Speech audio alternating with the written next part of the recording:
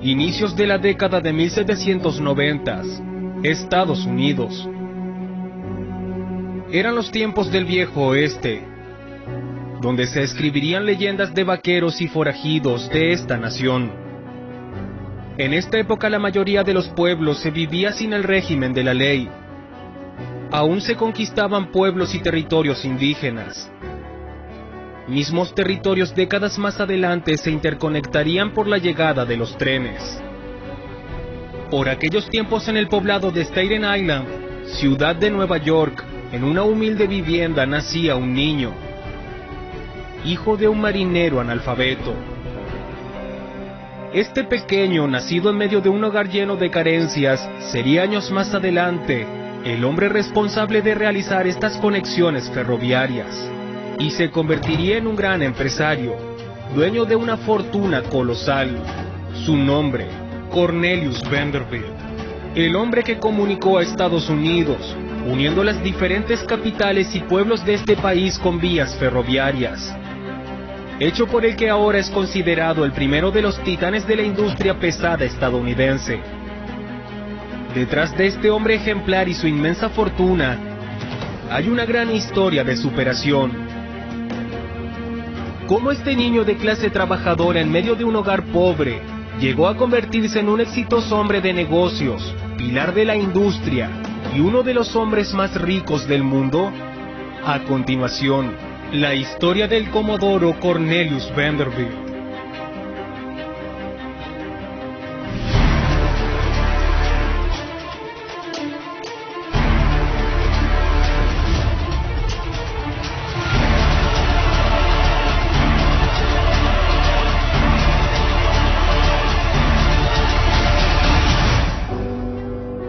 Cornelius Vanderbilt nació en el año de 1794, en el poblado de Staten Island, Nueva York. Tuvo una niñez llena de pobreza. Hijo de un padre analfabeto, quien trabajaba duro como marinero, en una familia de 8 hermanos. Ya que este chico nació en un hogar desfavorable, tuvo que trabajar desde pequeño en tiendas conocidas como misceláneas, además de lustrar zapatos los fines de semana. Tras la muerte de uno de sus hermanos, Cornelius dejó la escuela a los 11 años para trabajar junto con su padre, ahora de tiempo completo, como ayudante en los barcos pesqueros y un ferry en el puerto de Nueva York. Sus primeros días en un barco crearon su interés en el mar. Llegaría a liderar el comercio de transporte con una flota gigantesca de barcos en aguas continentales. Además, invertiría en la creciente industria del ferrocarril. Apodado el Comodoro, fue conocido por ser dueño de la mayor parte de red de ferrocarriles en todo Estados Unidos. Uno de los pilares de la economía estadounidense, llegando a ser el hombre más rico de esta nación. A su vez, se encontraría con otro gran personaje, John D. Rockefeller, mismo del que sería socio y rival, al que se enfrentaría en una dura contienda en los negocios. Cornelius Vanderbilt desde niño destacaba en él una personalidad sumamente competitiva. A menudo tenía conflictos y disputas con otros niños mayores. Misma personalidad marcó parte de su éxito en los negocios. Comenzó a trabajar desde muy pequeño. Cornelius abandonó sus estudios a los 11 años, para trabajar en el ferry donde su padre trabajaba como marinero.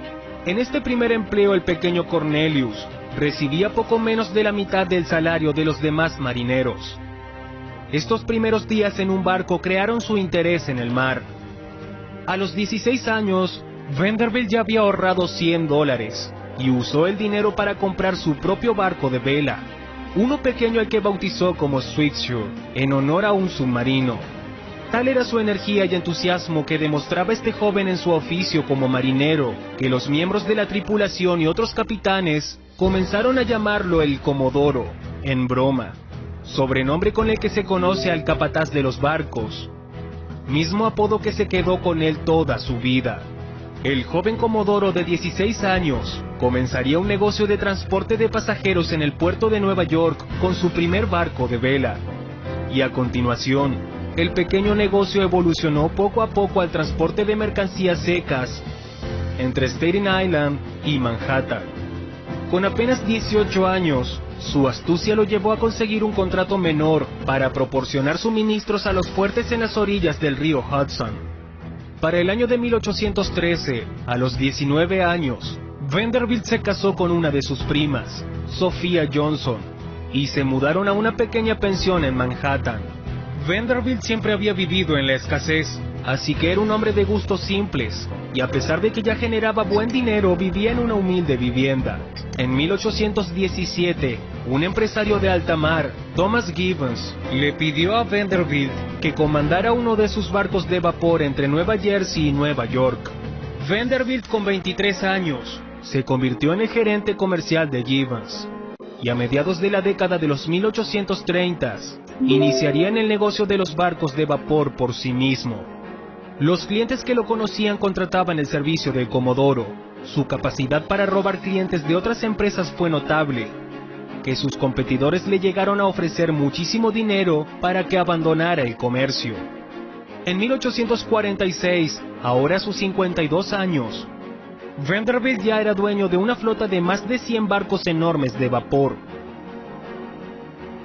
Cuando la fiebre del oro comenzó en California en 1849, no había trenes que uniera ambas costas del país.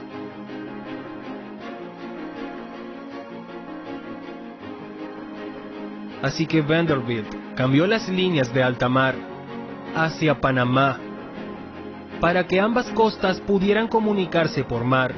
En esta época, un inmigrante alemán haría una fortuna elaborando pantalones para minero.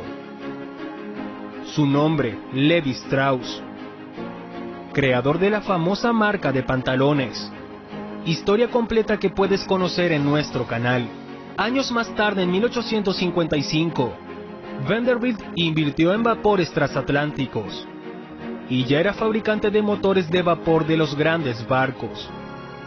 En la década de 1860, los viajes en tren comenzaron a ser más frecuentes en Estados Unidos, por lo que Vanderbilt, con su gran visión, tomó una de las decisiones más importantes de su vida: vender gran parte de su flota de barcos y las concesiones de rutas en aguas internacionales, para hacerse dueño de gran parte de la red de ferrocarriles, empezando por los trenes de Nueva York y más adelante del resto del país. Se enfocó a mejorar el servicio y ofrecer a los clientes precios bajos, para acaparar la mayor cantidad de popularidad y clientes, para después ir aumentando poco a poco los precios. Luego de solo 5 años en el negocio del ferrocarril, hizo $25 millones, con los que pudo financiar la extensión del imperio a todo el país. Dueño del Ferrocarril Sur y el Ferrocarril Central de Michigan y el Tren de Canadá del Sur. En 1864, Vanderbilt vendió sus últimos barcos para concentrarse al 100% en los ferrocarriles. Vanderbilt, que ya poseía la mayoría de las vías ferroviarias en todo Estados Unidos, expandió su imperio hacia el transporte de petróleo, que en ese entonces era un negocio en expansión. Fue cuando el Comodoro Vanderbilt, en 1867, invitó al joven empresario llamado John Davison Rockefeller a una junta en Nueva York. Misteriosamente, John Rockefeller, encontrándose en Cleveland, no pudo abordar el tren para su viaje a Nueva York. Llega pocos minutos tarde, cuando el tren había partido, sin imaginar kilómetros más adelante, ese tren descarrilaría en un puente, suceso en el que no hubo sobrevivientes. Pero el destino haría que estos dos grandes hombres se reunieran pocos días después y se unieran en sociedad, donde Vanderbilt controlaría el transporte de petróleo hacia las refinerías de Rockefeller. Asimismo, Vanderbilt adquirió acciones de las refinerías. El negocio le sirvió mucho a Rockefeller, pero la sociedad se rompió por la ambición de este último de extenderse también al ámbito de la distribución. Rockefeller construyó oleoductos y dejó atrás los ferrocarriles.